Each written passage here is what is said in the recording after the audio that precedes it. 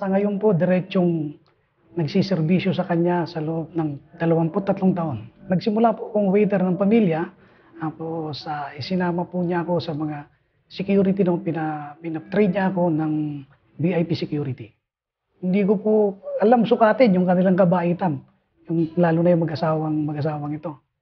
Ma'am Lisa, very generous. Pag lumapit ka, kung ano yung kaya nila, ipagkakaloob nila sa'yo, basta yung kaya nila. Malambot ang puso niya pagdating sa mga matatanda. Pag nakakita siya ng matanda, o naglalakad o ano, ano niya kaagad yun.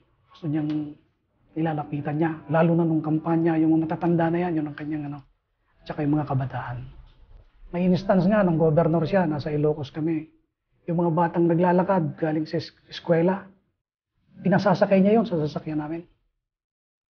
Para iano yung mga bata. Dahil malo siya sa bata at saka sa matanda. Hindi marunong magtanim ng galit sa puso. Yung mga taong noong 1986 na mga nagsitalikod sa kanila, kaibigan niya pa rin. Yung nangyari kasi sa kanila, pag compare ko yung sarili ko, yung pangyayari na 1986, hindi ko kaya yun eh. Pero kay Sir, napakalambot niya, napakabait niya. Ibang-iba siya. Kaya dapat talagang marating niya yung dapat na marating.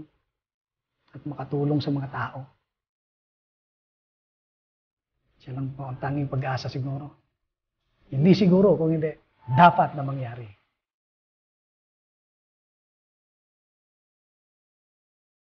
Pagpatuloy nyo lang po, sir, ang pagtulong sa tao.